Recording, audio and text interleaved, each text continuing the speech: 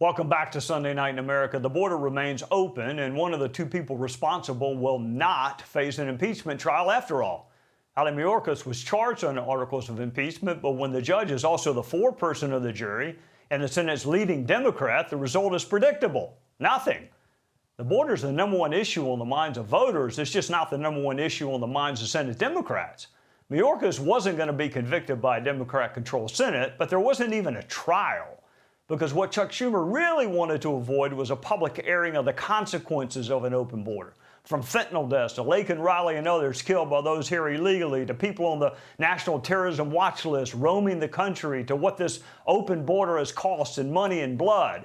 Can Republicans capitalize on the disconnect between what voters want and what Democrats are offering, or will House Republicans deflect attention off of vulnerable Senate Democrats and back onto themselves?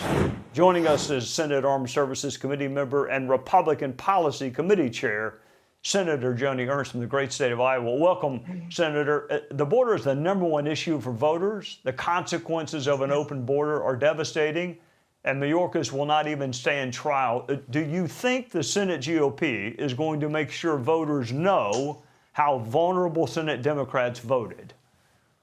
Absolutely, Trey, and thank you so much. This is a travesty. It was our constitutional duty to take up those articles of impeachment that were sent over from our United States House of Representatives on Alejandro Mayorkas, and the Senate Democrats refused to do that. We didn't even hear any evidence.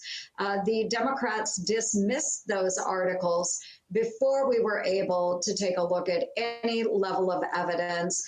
So this is on voters' minds. This is a number one issue in Iowa, of all places. We are not a border state physically touching Mexico, but at this point, all states are border states because of the influx of drugs, human trafficking, and so forth. So this will be on voters' top of mind come this November. And I do think that the Senate Democrats are going to be very vulnerable because they refuse to take up this impeachment trial. So yeah, Trey, I think this is going to weigh heavy on them in the elections, as it should.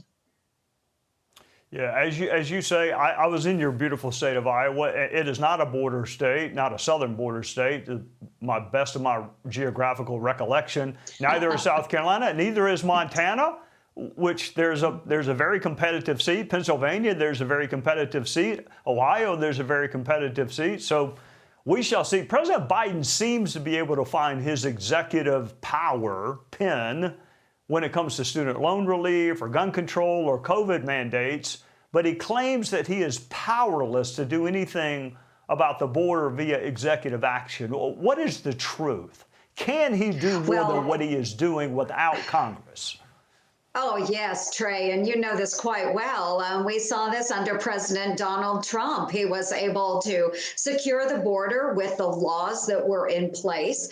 But President Biden has exacerbated the issue by encouraging people to come to our southern border and then allowing his Secretary of Homeland Security, Mayorkas, to catch and release into the interior all of these illegal immigrants. So the president does have authorities to shut down the border. He refuses to exercise those authorities. We know we need to strengthen our own codes to make the border more secure, but certainly the president has great opportunity to do what he can within executive actions to make sure that we are not taking these illegals and releasing them into the United States. Senator, you served in uniform, so before I let you go, I have to ask you a question about war. It looks like the tide of war is turning in Eastern Europe. The House just passed an aid package. Speaker Mike Johnson actually changed his mind on aid to Ukraine. He said, based on intelligence briefings, that he doesn't think Russia will stop with Ukraine, that they will keep going. You're a student of this. What do you think? I mean, do you think that Russia is just going to take a little tiny bit of Ukraine and back off? Or do you think it's the right move for Congress, for the United States to help Ukraine defend itself?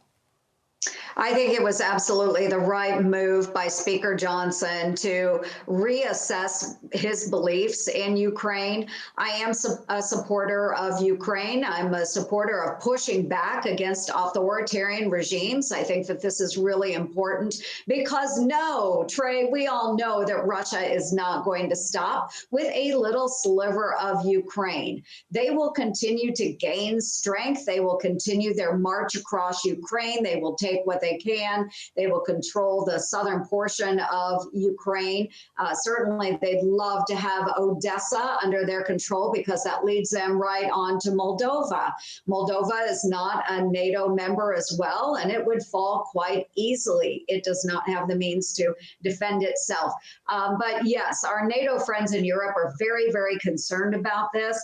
I think that we should do what we can to make sure that Ukraine can push back against Russia. Because right now, Trey, it's not our sons and daughters that are involved in this war. And if they move further, if they advance on the Baltics, if they advance on Poland, it will be our sons and daughters. And that is a risk I am not willing to take. So let's stop Russia where they are. Let's get them out of Ukraine and let's keep them in their place. Senator Joni Ernst from the great state of Iowa, thank you for your service to our country. We'll see you soon. You betcha. God bless you, Trey. Thank you. Hey, Sean Hannity here. Hey, click here to subscribe to Fox News YouTube page and catch our hottest interviews and most compelling analysis. You will not get it anywhere else.